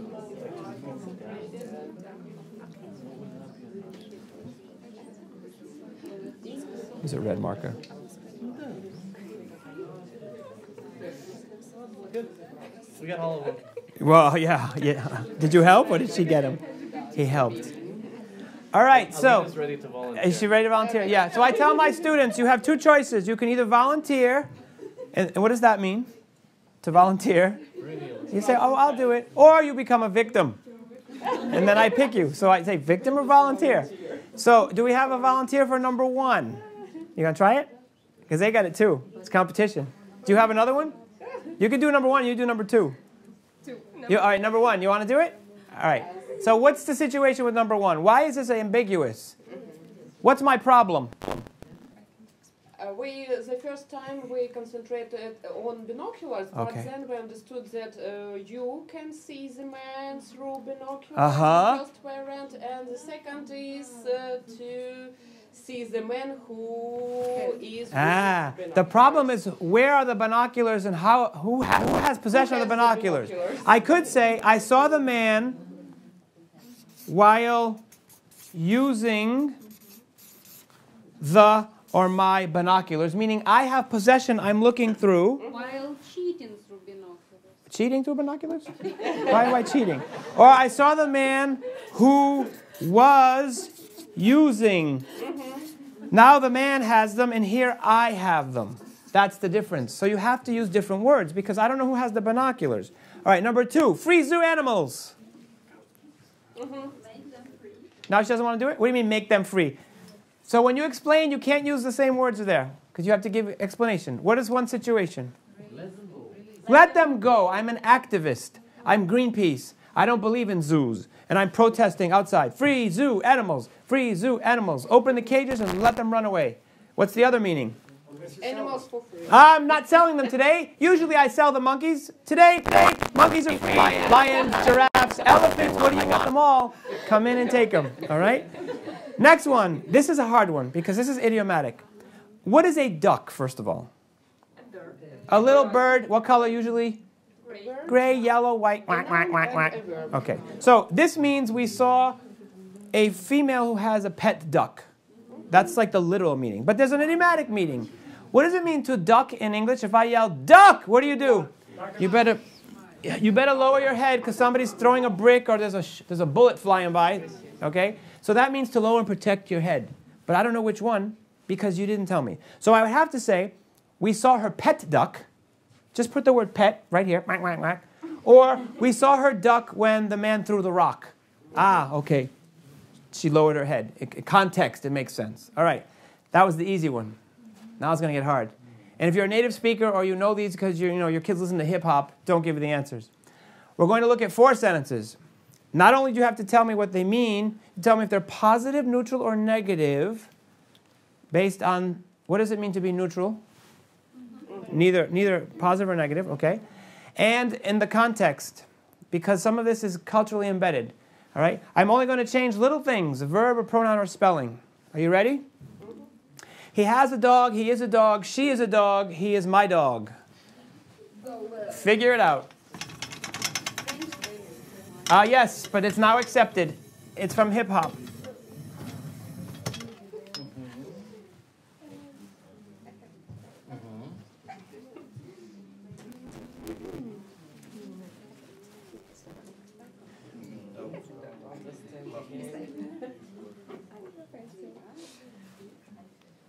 Is there any one of them? Are there any of them?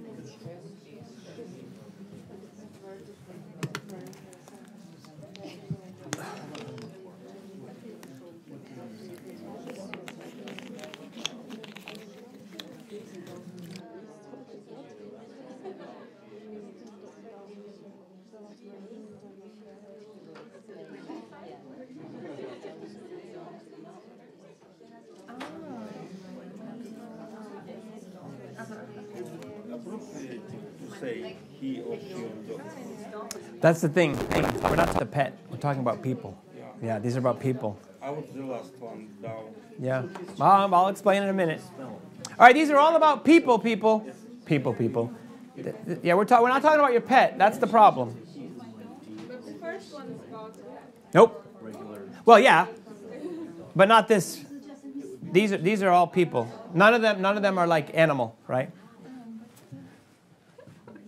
What's the matter? This is not easy? It's confusing? What about positive, negative? Negative. Which ones? Second and third. Oh, good. All right. So, even though we say a dog is a man's best friend in English, right? The dog is a man's best friend. Most of these have negative meaning. All right. So let's start off with number 1. Number 1 is a simple one. He has a dog. What does it mean? What does it mean, first of all? He owns a pet dog, okay? Now, you may say it's neutral. How many people here like dogs or have a dog of their own? Nobody? Oh, okay, so you're a cat person. All right, anybody have or own a dog? So do you like dogs or not? Yes. Okay, so one of my coworkers is like an animal activist, and she loves dogs. And if you tell her that you have a dog, she will be your best friend, and she will come to your house and visit, and she will probably talk more to the dog than to you. Leslie, if you're watching, I know you know it's true. Okay, so, and that's really sweet because she cares about animals, okay? However, when I lived in Dubai, and I would invite my students, you know where Dubai is, right? In the Middle East, I would say, hey, you guys want to come to my house for dinner? Of course, sir. They would not ask me what time, because they would always be late anyway. They would not ask me what should we bring. They should not ask me what are we having for dinner. They would say, sir, do you have a dog? I said, what a strange question. No, I don't have a dog. Why? Because in Islam, dog is haram in the house. It's filthy animal, like a pig. Would you have a pig in America in your house? No, we don't want a dog. Ah, really? So for them, culturally, it's a negative thing to have a dog in the house, okay? My wife, and she's not Muslim, she's Colombian, but she's like very zha-zha with her little clothes and her little purse, and she always asks, we're going to the house for dinner, do they have dogs? I'm like, I don't know why. Find out, because if they do, I don't want them jumping on me, licking me, sitting on my lap, on the table. I don't want to go. So for her, it's negative. So it's a cultural thing, all right? What about he is a dog? Do you think it's positive or negative? Okay, it's negative. What does it mean? He's aggressive. Oh, good guess. It means he's a player. He has lots of women. So he has one in Kiev and one in Ternopil, and they don't know each other. And maybe one in Lviv too, like on the weekend. All right, he's a player. Lots of women. Now, other guys think that's positive because he's like the alpha male. It's like, yo, dude, you're such a player. You're such a dog. Can you share one with me? How come you have 3 girlfriends? I don't have any. However, if he comes to visit my house and I know his reputation, I do not want him dating my sister. Now it's negative, okay? But usually it's negative anyway. What about number 3? Do you think it's positive or negative? It's very negative, and it's very offensive. It's referring to the way a woman looks, saying someone is ugly. She's a dog, okay? Now, if you speak Spanish, this is a false cognate. Because in Spanish, a male dog is perro, and a female dog is perra. However, if you call a woman una perra, you're calling her a bitch. So when you speak Spanish, this has a different meaning, even more negative. It's not about the way the person looks, it's about the way they act. And it's very confrontational. Both in American English and in Spanish. It's like completely negative. It's never positive, ever. Okay, what about he is my dog? Positive or negative? Positive. Positive. And what does it mean? Like friend. He's my homeboy, my best friend. We were like brothers since we were little. He comes from the same neighborhood. We're really tight, okay? And we've now accepted this spelling, which comes from African American vernacular English, which is like hip-hop language, and they actually use it now, like it's in the dictionary. Dog, slang, meaning best friend. For male only. Only for males. Yeah, it's strange how the language... Now, that's why I tell people, we say a dog is a man's best friend, but most of these, especially the middle, are very negative. So why did they pick a dog? I don't know, because dogs are positive pets to have, yet they use negative terminology in the slang. The slang is positive. All right, so disorganization. You always want to be organized when you write, and these are the big 6 areas that people make mistakes in, all right? Readers should never have to guess what you're trying to say. If they have to guess, then you didn't do your job as a writer, all right? These are the mistakes. If you organize a paper, whether it's a 1-paragraph essay or a 400-page dissertation, you have to follow structure. One of them is chronology, meaning time, right? From past to present or from present to past. If you do your resume or CV, you always go from present, 2018, backwards, always. For this kind of writing, you decide. It depends on the story, what you're telling, all right? Problem solution is easy. You list the problem at the beginning, and you give me the possible solutions, okay? You spend most of your time discussing solutions. General to particular. This one can be a kind of hard concept, so I use the word poverty to explain it. If you write a big, long paper, and you use the word poverty, think of like the letter, look like I'm a Y here, Y. The top is very, very wide. So you have to narrow it down with each paragraph. So poverty, poverty in Europe, poverty in Eastern Europe, poverty in Ukraine, poverty in Kiev, poverty near Kiev train station. Notice what's happening. I'm getting more and more specific. When you get to the poverty around Kiev station, that's where you have to do all of the meat and potatoes of the paper. You tell me the bigger picture, but I want the focus to be on this one particular problem or issue. And most people don't do that. They spend too much time on the fluff, the water, we say, the excess, and they don't spend enough time on what is the real issue here, what is the real problem. It should be very narrow, okay, with lots of examples and explanation.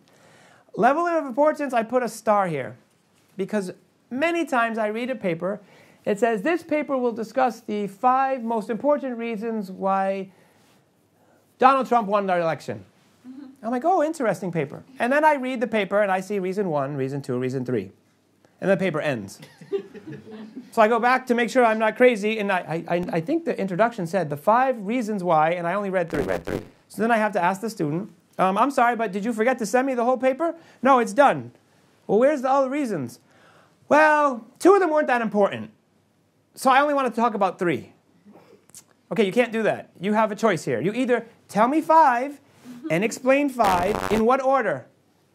In the order that you mentioned them in the introduction. They have to follow the order. Or you say this paper will only discuss 3 of the reasons of many, or the 3 most important reasons why President Trump was elected. And you give me 1, 2, and 3 in order of importance, has to follow, and then you do your conclusion.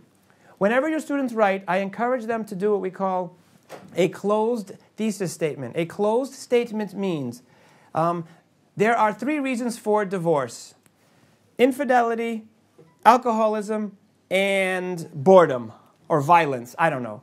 That's a closed statement. The paper will now talk about infidelity, alcohol, boredom, and violence in that order. If students just do an open, which many students just do, this essay will discuss the causes of divorce. Chances are they're going to mess up. They're going to forget stuff. It's just not going to follow order. So I tell them, no, I want it closed. I want the audience to know immediately what the 3 or 4 will be, and then you discuss them, and then a conclusion, and they won't forget. Okay? Cause and effect. I put a star here because many students have issues writing cause and effect essays. So the way I teach it is we do cause essays only, and then effects essays. And then after they know how to write both very well, we do a topic that's simple to do cause and effect. And I tell them you can either do all the causes first and all of the effects, or if you're a really good writer, you can do cause effect, cause effect, cause effect. But you have to make sure they're logical. But these are hard to write. And then the last one, compare and contrast. You usually don't do that for a big thesis or dissertation. It's more for essay writing in the classroom. Okay. So fanboys, how many have heard of this before? Interesting. Yes, okay. So as your students start to write bigger and bigger sentences, they have to start making compound sentences and complex sentences and adding clauses. And it gets, and they got to use their commas. It gets more complicated. A PhD student should not be writing sentences like, I like pizza, full stop. Subject, verb, object, it's over. New sentence. No, they need to combine ideas and integrate ideas.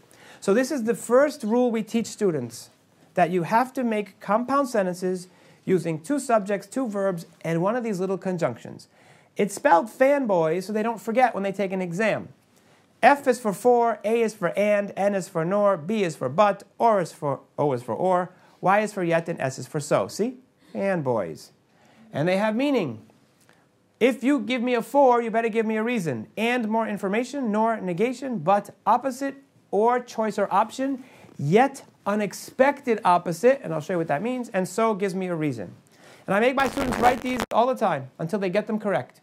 And then if you took my 3-day workshop, you'll see that we used abstracts and journal articles that actually fanboys, but in big, complex academic sentences. But it's a basic structure. You have to learn how to do it. And we're going to practice. So let me show you some more what they mean. When you connect 2 independent sentences, you must have 2 subjects and 2 verbs. Doesn't matter if it's the same subject or different subjects, but you have to count. Subject 1, verb 1. Fanboy, comma, fanboy. Subject 2, verb 2. All right, you need to have a comma in the middle. So we'll do 4. What's subject 1? Maria. Verb 1? Speaks. Subject 2? She. Still Maria, but you have another subject here.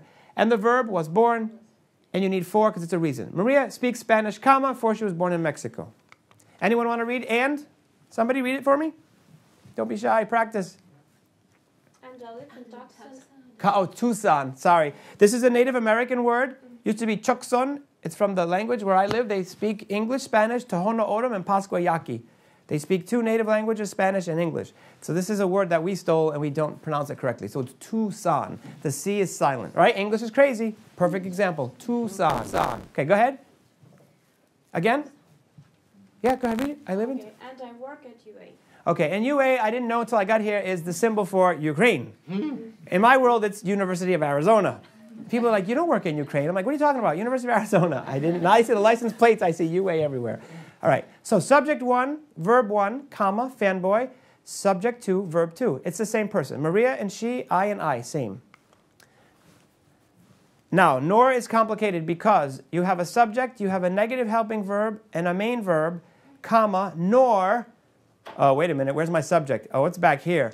Helping verb, subject, main verb, Arabic. Students always get this wrong because when they look at the end, they say, does he speak Arabic? That is a question. That is a question format. Does he speak Arabic? Sounds like a question. But because of the nor, we have to flip. So it's not a question. That's the correct format. All right?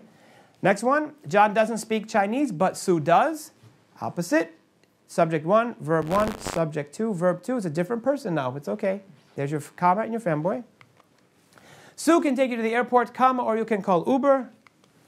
Mike studied hard for the exam. If you study hard for the exam, what should happen? You should pass. Oh no, unexpected opposite. Yeah, he did not pass it.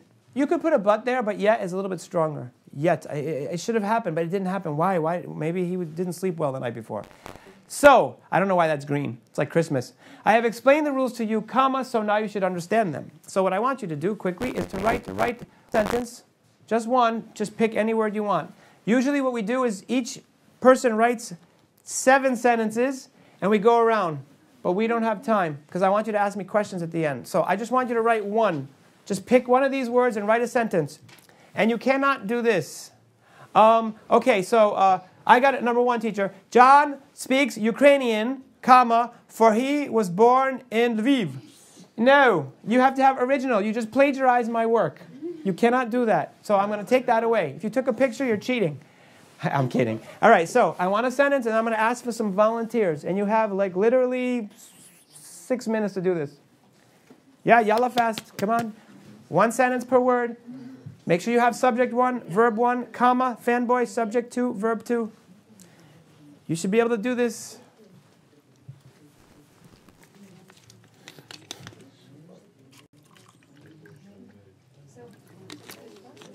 Does everybody understand?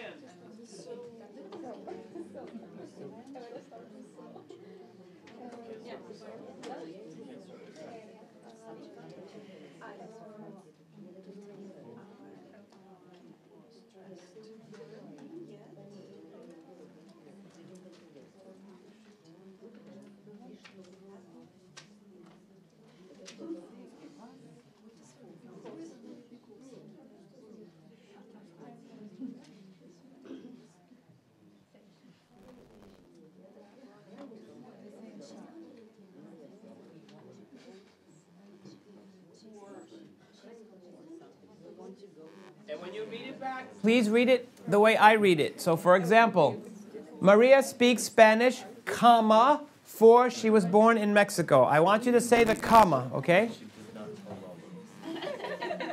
What did you make a sentence? You made one? I made a sentence. Okay, excellent. I don't know, do I?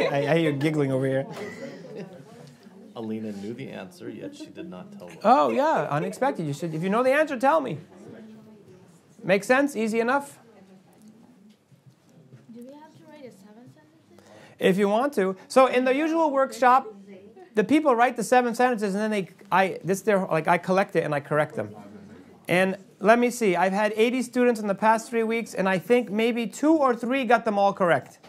They were the English teachers, the ones who have been doing the English for a long time. Everybody else, including some English teachers, forgot the second subject, forgot the comma, just had the wrong reason, so they did yet, but it wasn't unexpected. Or they had a but and it should have been a so or a for because they were doing them quickly, so they weren't thinking. All right, so I'll give you another few minutes. How much time we need for questions, you think? 10 minutes maybe? Yeah, 5-10 minutes. Okay. All right. I'm not sure if they have a program after this, but we don't know. Oh, okay, so I'll make sure we cut it short. I don't know. But then what happens at 6? Another group comes in? Sasha, do we have another program at 6 o'clock? This way we have time for questions. You should be writing. Why is everyone looking at me? The head should be down. You should be writing. Oh, you only did 1 sentence. I forgot. I thought you were doing 7. All right, only 1. And don't allow your students to call you sir or miss. So maybe, I don't know what students you deal with, but my students, because they're international, many, sir, sir. I go, student, student. And they're like, no, sir. I go, no, student. I have a name, use it. Oh, okay, sorry, sir. Sorry, student. I'm not military. Don't call me sir, okay? Make them use your name and your title.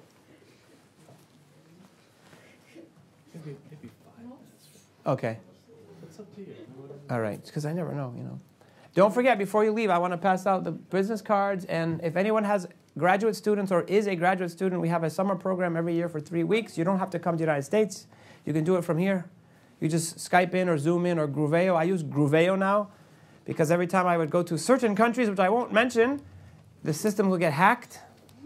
One is in Asia and one is in Eastern Europe, but I won't say where. So now I use a system from Slovakia called Grooveo, and it's free and it works great. And my students can reach me anytime. I have my own room, UA professor, dial me up, hey, Robert, and there I am. So you can always contact me that way. 6:30 we have movie night. We do. 6:30, not till 6:30. Oh, okay. All right, we can go back to PowerPoint. Any volunteers? I need a 4. We're going to do them in order. I need a sentence with 4. Please read it correctly, like Robert speaks English, comma, for he is an American. I need you a 4. Yes, a 4? Anybody with a 4? We're not leaving till we do them. Okay, 4. She is confident in herself, for she attended a lot of classes. Perfect. Excellent. Oh, don't forget the comma. Comma. Okay, yeah, comma in the middle. She said a comma. And? I said it automatically. Anybody? And? I need an and. Oh, we're not leaving. You're not going to dinner until you give me an and. I need a volunteer or a victim. Don't make me do it. Nobody did and. Did everybody do 4? The whole class did 4. No? And? All right, I'll do one. Let's see. Maybe our colleagues want to go this lecture, Comma. And they go. And they went. Perfect. All right, the colleagues wanted to go to this lecture, comma, and they went. You could also say comma, so they went. But you could use both. Both correct. All right, a nor. Nor is hard. Yes. Oh, wait, you already went once. It needs to be somebody else. Only one at a time. I need a nor. Anybody? Come on, English teachers. Where's my English teachers? Yeah, all right. Go ahead. But make sure you say the comma. I don't like watching TV series, comma. Neither do I... Not neither. Wait, no do I like reading gossip columns. Perfect. Excellent. That was a good one. All right. I don't like watching, what was it? Serial TV shows, comma, nor do I like reading gossip columns. All right, but... Nobody? Yes. Oh, look, volunteer. I've never tried parachute jumping, but I really want to. I've never tried parachute jumping, comma, but I really want to. Good luck. Yeah, I wouldn't do that one. All right. You might not make it back. All right, I need a or. An or. Or, yes, good. I have to call my brother, comma, or he will become angry. Oh, good. I have to call my brother, comma, or he will become angry. Really? That's true? No, okay. I'm going to have a talk with your brother. Yet, anybody? Yet. Oh, now we have volunteers. I'm on holidays, comma, yet have to attend a work-related meeting. Almost. One word is missing. Yet I have to attend. Because you need subject 1, verb 1. See it again? Say it again. I'm on holidays, Comma. Yet I have to attend a work-related meeting. Perfect. And the last one, so, reason? Go. I want to be a good student, comma, so I have to study hard. Excellent. Perfect. All right, phrase order. Do not add any words, do not take any words away. You need to put these collocations in the correct order. There are 2 possibilities. One possibility will front one thing, and another possibility will front another thing. Fronting means it moves to the front because that's the focus of the sentence. With one sentence, you do not need a comma. With one sentence, you do need a comma because it involves an infinitive at the beginning. Do not add words, do not lose words. You have 1 minute, or maybe 2.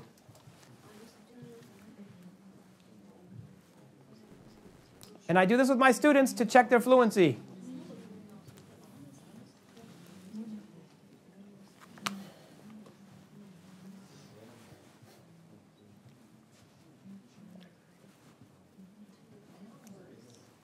You got it already?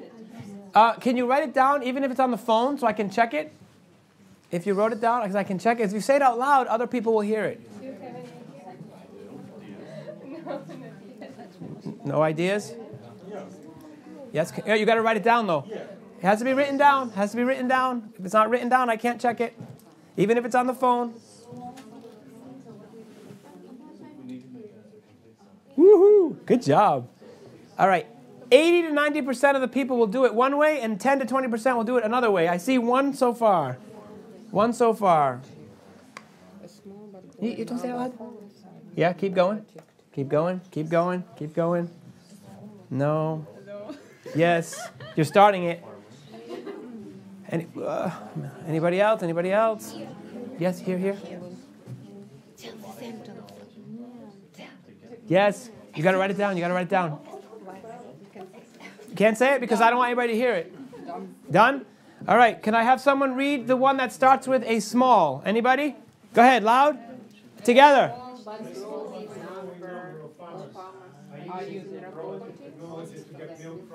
Excellent. That is the most common response. 80 to 90% of the people choose that one. Did anyone do a different sentence with an infinitive? Yes. What did you get? To get milk. Keep going. To get milk from cows. Comma. A small but growing number of farmers Are using? are using technology. Good. I made a typo here. That should not be capital. It's a little a. So the first sentence is focused on the farmers and what they are doing. The second sentence focusing on getting the milk from the cows. Those are your two choices. All right, good deal. Now we're going to have another one. This is a real sentence a student wrote. Mary saw a box of puppies walking out of the supermarket for sale. And I said, I'm sorry, but this sentence is wrong. And she said, no, it's not. What's wrong with it? I said, according to the sentence, what's walking out of the supermarket? A box of puppies. This is not correct. According to the sentence, what's for sale? The supermarket. This is not correct. So now your job is to rearrange the same sentence in as many ways as you possibly can. The first 2 or 3, I don't want you to add any words. I want you to move things around and put some commas and see what you come up with. Then you can add a few words. Maybe 1, maybe 2. All right, go ahead. You got 3 minutes. Write them down.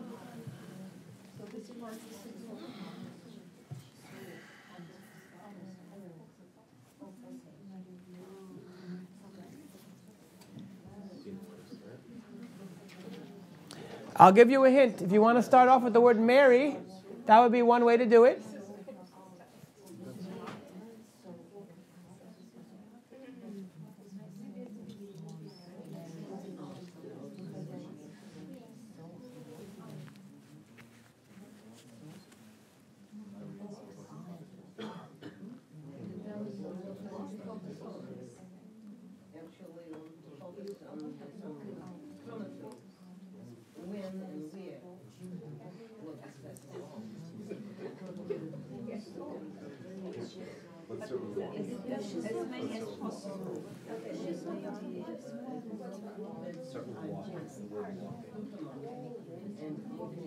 So what would happen after walking?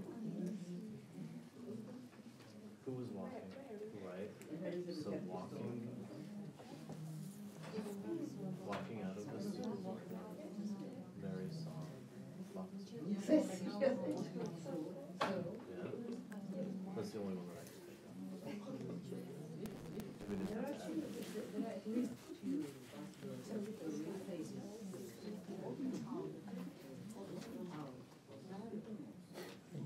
You did? How many did you get? How many did you get? 1, 2, 3, 2. All right. I think of 4 or 5. There's quite a few. I'll give you another minute.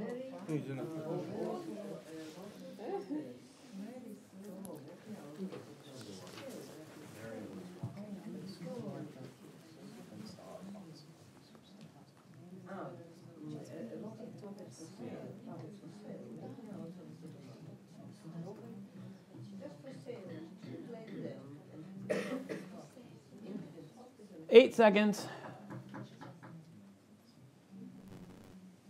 That way we have time for questions at the end.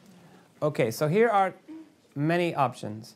Walking out of the supermarket, comma, Mary saw a box of puppies for sale.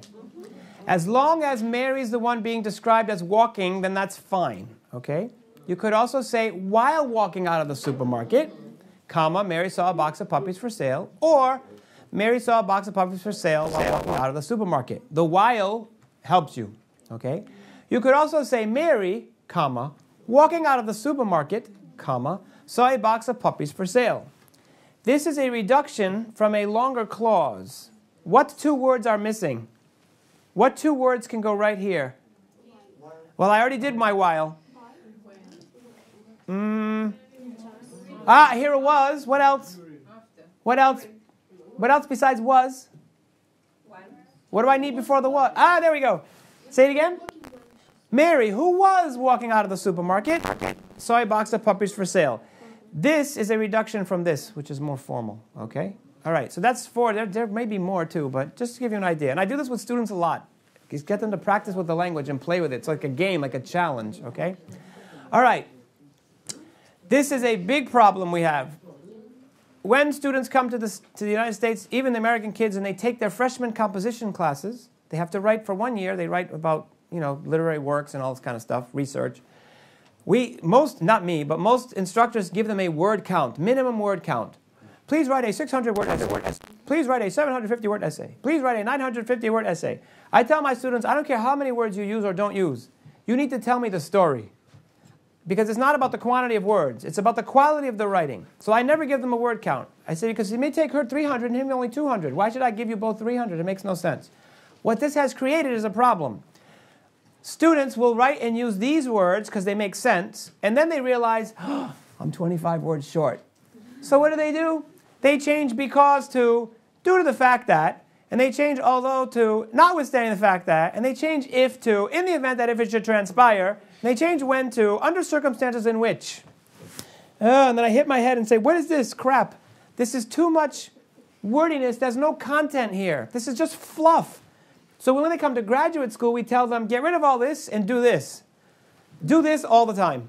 Okay? You need to keep your writing clear and succinct and to the point so that people do not waste their brain and their eyes reading all of this and getting confused. Although, that's it. What comes after is all the content, all the important. That's where they should be focusing their attention, their effort, not on all of this. I don't know what went wrong in the American style of writing, but freshman composition classes, I can't tell you how awful the papers are because they do this. Oh, but I need 87 more words. No, you don't. You already told the story. It's good the way it is. So that's a problem for me. All right, so let me show you the longest sentence that was ever given to me by a student. This was a graduate student. There is only one word that doesn't belong here, and it's a typo. The rest of it is actually a sentence using commas in a series that does not break a rule of grammar, believe it or not. So, does anyone want to read this? Actually, can I have a native speaker read it? Because I'm going to count something. John, would you mind? Just read it? Sure. And I'm going to count something while he reads. Drawing on scoping interviews with hundreds of displaced Haitians, in-depth interviews with dozens of community leaders in Haiti and the South Florida, and participant observation gathered during 6 weeks of consulting for the United States Agency for International Development, USAID, during the aftermath of the earthquake in 2010. This qualitative and interpretive research explores the history of engaged public visual art in urban Haiti, examines local participation and language politics in Reconstruction, and offers the multilingual and multimodal graffiti of Haitian artists as a case study for challenging the existing foreign-dominated power structures through direct engagement with Haitians. Excellent. What was I counting? I got to 13. What was I counting? The number of breaths he took. If it takes you 13 breaths to read one sentence, it's too long. That is a simple, that is insane, okay? Does anyone know the one word that doesn't belong? There's one word that's a mistake. One little tiny word called an article. Yeah, because you hesitated when you read it. Yeah. That's why when I tell students to read out loud, he did it, but you didn't catch it. He hesitated because he was like, whoa, something's wrong here. And if you make mistakes in your writing, when you read it back or have a native read it, we're going to stop and go, okay, we're going to get stuck. The mistake is right here, the South Florida. It should be just South Florida. It's a part of the state. But this guy was also a fluent speaker of French, and I think he may have actually done in his head, because it would be Haiti and La Floride du Sud. the Florida of the South. And he may have done that unintentional, okay? Or it may just me being a typo. All right, so the task, we're not going to do it because we don't have time, but when my students work on this, this is a real task, and if you were in my workshop in any of the other cities, you did it. I tell them, okay, we need to redo this paragraph into 4 sentences, but we need to front this. This should be how the sentence begins. This qualitative and interpretive research, that is your beginning sentence. That is your topic sentence. That is your point. And then once you move this to the front, you will change the rest of everything else and it will make more sense. So I'm just going to show it to you. This became this. This qualitative and interpretive research was gathered in Haiti during 6 weeks of consulting for the United States Agency for International Development, USAID, during the aftermath of the 2010 earthquake. Period. It draws on scoping interviews with hundreds of displaced Haitians, comma, in-depth interviews with dozens of community leaders in Haiti and South Florida, comma, and participant observation. I don't like this "it" here, but it should be something like "in addition," or "furthermore," or "it also." Any of those would work. But we didn't put it there. I don't know why, but we didn't. Explores the history of engaged public visual art in urban Haiti and examines. If you put a comma here, you put "it examines." But we have too many "its." Local participation and language politics and reconstruction. Full stop. Finally, comma, it offers the multilingual and multimodal graffiti of one Haitian artist as a case study for challenging the existing foreign-dominated power structures through direct engagement with Haitians. One sentence of 99 words became 4 sentences and reverse the order because this should be your front, always. That's what you're talking about. All right. Be glad I didn't make you do it because it's Friday evening. Best practices. Use the clearest words possible. Use Google or Webster, Merrier, Collins to check the popularity. If the slope goes up, use it. If the slope drops down since 1850, lose it. Okay? Use the thesaurus to do synonym count. However. Once, and then alternate, and then however, and then alternate. Okay? Limit sentences to no more than 30 words. 30 is enough. Okay? Because after 30, people start not remembering and they have to read it again. That's what happens here. Hold on. When you read this originally, if you actually read the text, you will get to about here, and your eyes may go back to the same line, or you just start forgetting where you're at, and you have to start reading again. So now the audience is lost. It's no good. All right. Read a sentence out loud. If you run out of breath, like poor John had 13 breaths, it's too long. Okay? Any questions? Yes. Oh, let's use microphone, because we're going to get yelled at. Sasha's going to yell at me. All right. If you have a question on this side, use the microphone here. And if it's deep theoretical, I don't know the answer. If it's easy and surface, just hold it for now. That way we can do it. Yes, where am I? Oh, okay.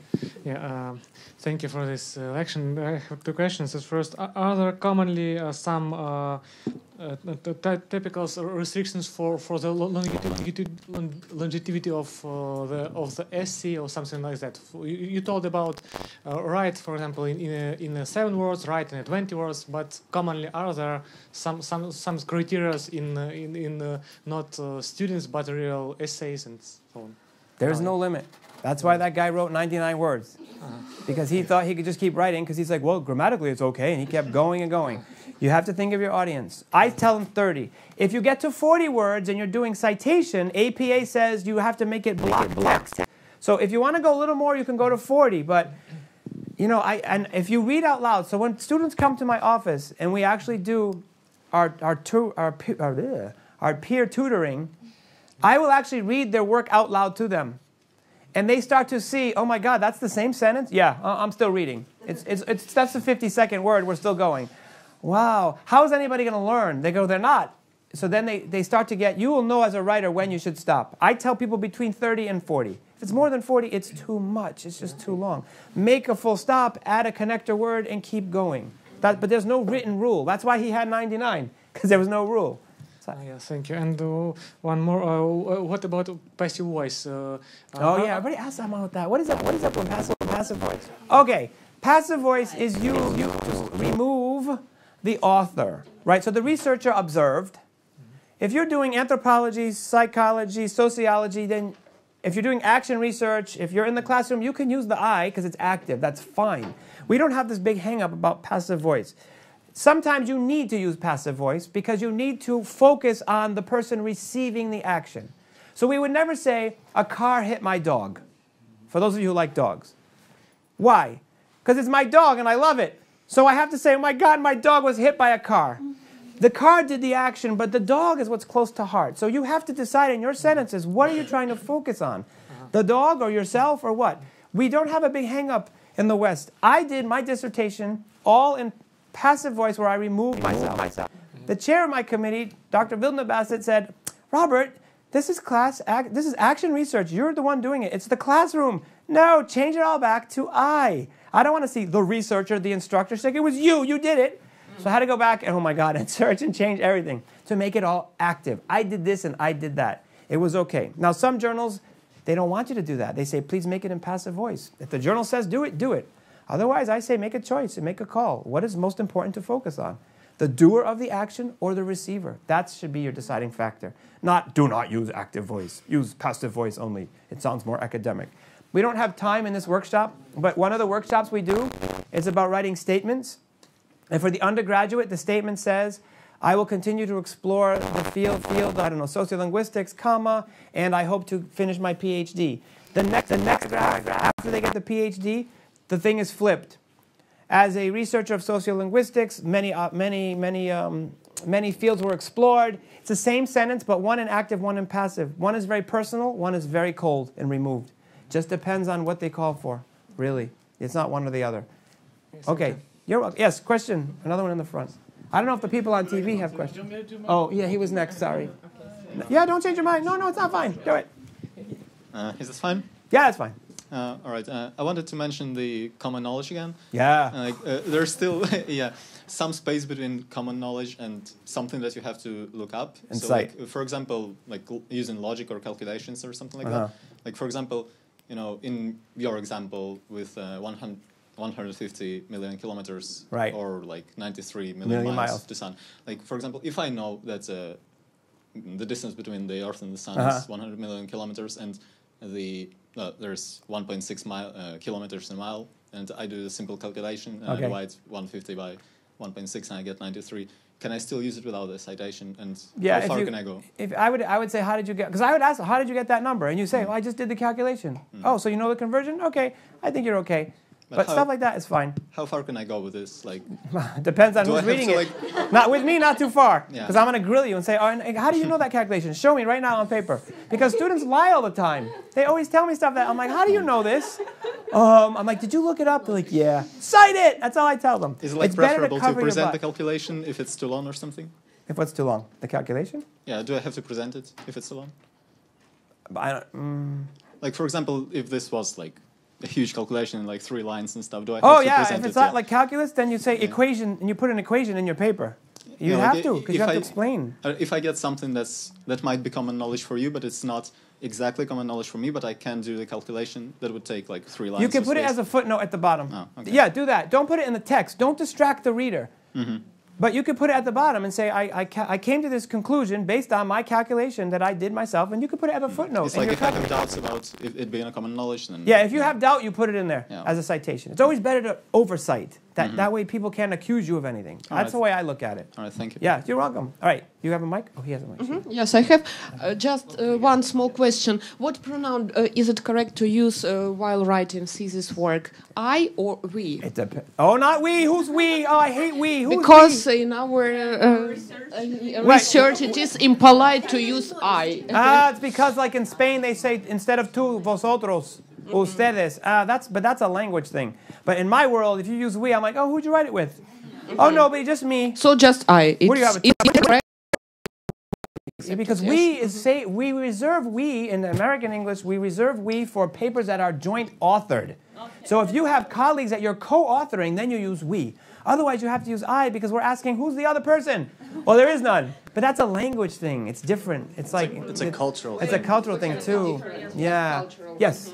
Wait, microphone. You gotta have a mic because they can't hear you. I took advantage of. Okay. Can I have a question? Yeah. Go ahead. There's another mic somewhere. I have a question regarding your disorganization slide. Disorganized. Yeah, and there was about cause and effect, and if you could give a quick but bright example of the cause and effect when you mentioned if someone is very good, it's good to. God. Cause and effect? Yeah, cause and effect. So the big problem with cause and effect is the students have trouble making sure, I don't know where it went. Is it coming? Or is it before this? Before. Oh, right there. Students often have causes and effects, but when they try to do a cause followed by an effect, the effect is it's not right. The relationship is wrong. So for example, the cause and effect. I'm trying to think of one. A cause and effect. Okay. So 2 weeks ago, it snowed like 3 centimeters in Paris, and they shut down the whole airport, and Robert had to wait in line for 13 hours and spent 26 hours in their stupid country because they couldn't figure out how to fly a plane. The cause was the snow. The effect was I was miserable for a day. Many times my students will do cause and effect, and the cause is not related to the effect. So it has to be one-on-one relation. If you just say there are many causes for poverty in the world, and you list them, and then you do a new section, but there are also many effects of poverty, that's fine. But if you're going to do cause, effect, cause, effect, cause, effect, they have to be related. So if you didn't go to school, that's the cause. The effect is you didn't get an education, and the effect of that is you don't have any money. And the effect of that is that you're poor. Okay? It has to be a relation. It has to make sense. So that's what the students have trouble with. That's why I tell them, don't do cause, effect, cause, effect, cause, effect. It's too difficult. Just give me a bunch of general causes and a bunch of general effects. You don't have to do a one-on-one relationship. So that would be a cause and effect essay. Why did something happen? Because of this. Another question? Thank you. Yes, we just passed the mic. I'm going to start handing out my business cards if you want one. If you don't want one, you can just not take one. I just have a follow-up question related to the use of I in research articles. Just take one and pass it. I think that using the author instead of I would be more appropriate. That's common, the author or the maybe for the sake of researcher. academic modesty. Yeah. Maybe the researcher or the author. Right. Unless you're doing a thing about sociology or anthropology, because we have anthropologists at the University of Arizona who actually go and live for a year with tribes all around the world, and they're taking notes, and I experienced this, I witnessed that, but that's a different type of writing, because that's really happening. So yes, the researcher's fine, or the author of this paper. Included observation, maybe. Yes, with observation, for sure. Anybody else? The cards are coming. If anybody thinks they want to go to a graduate writing program remotely, or if you have a visa, come to US, I don't care. They're up here. If anybody has a teen they want to get rid of next summer for a couple of weeks, like you send your teens to learn English, we have that program, but it's like ridiculously expensive. And this is not in Ukrainian money. This is in American money. It's expensive for me. I'm like, but this is not my program. It's my sister's school. So I'm going to put stuff up here. There's graduate, there's teenagers, and then there's general. What we do and how we do it. And if you're interested, just take one. Any more questions? This is for general. General. Thank you. General, you're welcome. Thank you for coming on a Friday. So graduate, general, and teenagers. If we run out, email me. Any more questions? Oh, and a question in the back. And don't forget to sign in so I can send you.